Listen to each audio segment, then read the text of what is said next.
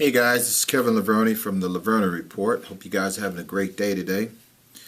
We're going to get back into some training very shortly, but you guys have really been sending in some questions, and I want to take this time to answer some of you guys' questions that you guys have been emailing me through the email here on the Levrone Report. One of the questions that came in was, actually it was from Alex from the Republic of Moldova. Alex, he wants to know my diet during my competition and also what kind of supplements that I would take. Wow.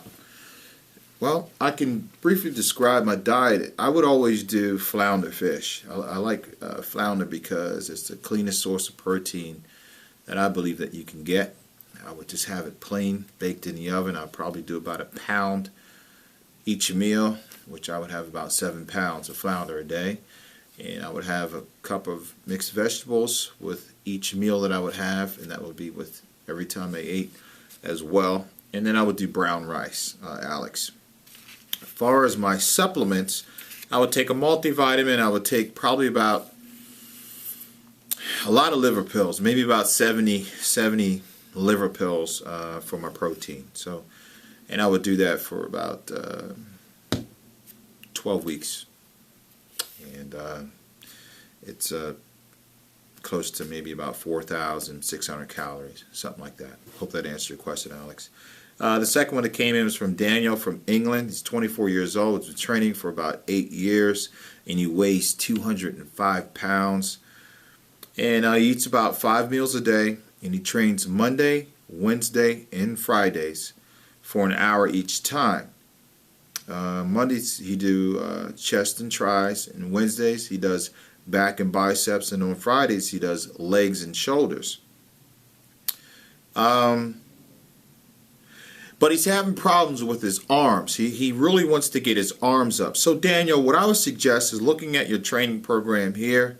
When you have a lagging body part that just doesn't want to respond to your training, what I would do, you train Monday, Wednesdays, and Fridays.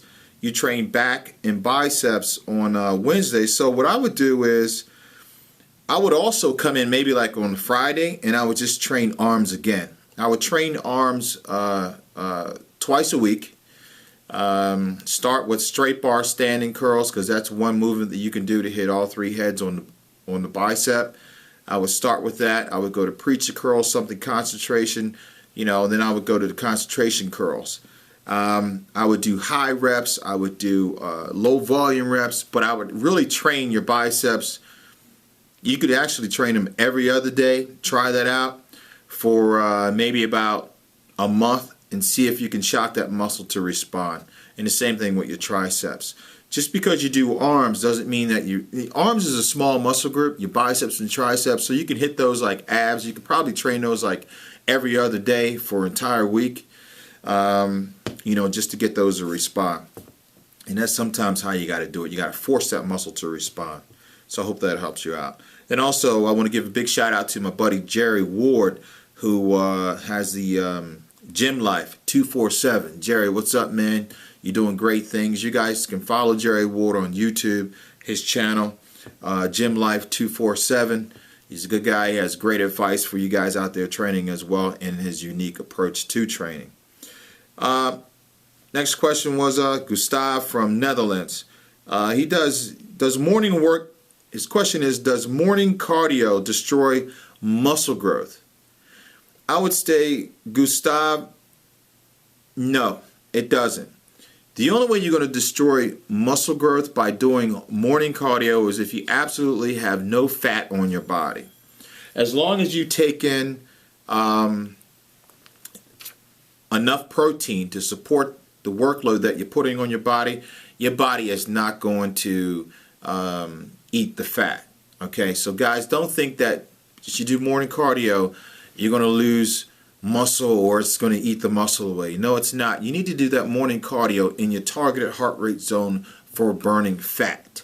Find out what that targeted heart rate zone for burning fat is. I don't know your age, Gustavo, but I'd probably say, just to be on the safe zone, let's try to keep it between 124 beats per minute to like a 130. You don't want to do cardio maybe about 40-45 minutes on an empty stomach, because what will happen is your blood sugar levels at its lowest point in the morning, and your body will start burning fat for energy. Okay, so as long as you make sure you have your meals in the day before, you know, a nice balanced meals, your carbs are in, your proteins are a little higher than your carbs depending on what kind of body type you have, and your fats are low. As long as you're eating 5-6 times a day, I think you'll be fine with doing morning cardio on an empty stomach, okay? So Gustavo, thank you for that question. Any more questions, feel free to send them to me. I want to give a big shout out to my buddy Dion Friedland, who had a hip replacement. Dion, man, congratulations, speedy recovery. I hear you're doing well. So here at the Levrone Report, we just want to wish you a speedy recovery, Dion. And also a big shout out to Bob Goldman for his support. Bob and I have known each other for about, I guess, my whole career in IFBB, which is probably about 16 years, 15 years, which I competed.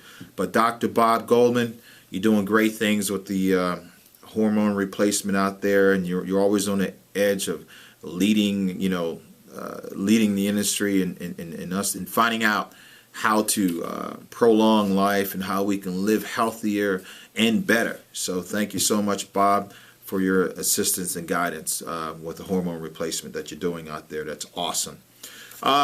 Dexter had a question that came in, and his first show, Dexter, congratulations, your first show was April the 14th, and it's the Panhandle show that you did. You're 28 years old. You turned 28 actually that same day, and he wants to help.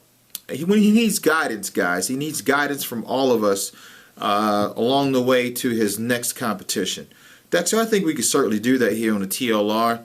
Just sign in, log in on the TLR, post your questions. Everybody will get involved and help you along the way, man. That's what we do here on the TLR. We're there for one another.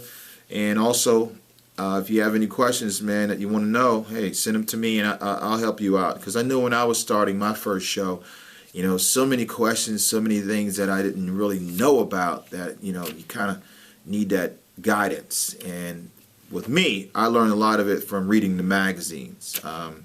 So you can get a lot of useful information from the magazines, but also it's good to have a good training partner, someone that someone that's a little older than you that can give you that advice, someone that's been through the ring or the ropes and has that experience. So like I said, man, on the TLR, we're all here for one another, so hopefully we can help you. Then also, guys, last but not least, I want to thank you guys for the support that you've given me through the MD magazines, my last call column, and then how I see it over at the MD magazines. I write that column each month. Been doing it now, coming up on almost a year. Steve Blackman, thank you for your belief and your support in me and trusting me to write those articles about the things that I feel. Thank the whole team over at MD for all your support, and my good friend Sean Ray for opening up that opportunity to me as well. All right, guys, so we're going to get back into some training. Dr. Sokolov has been helping me with my back. I feel 10 times better, so hopefully I'll be in the gym with Bulldog this week coming up, and keep those questions coming in. And thank you guys for your support. Stay focused, stay positive. If I can do it, you can do it too.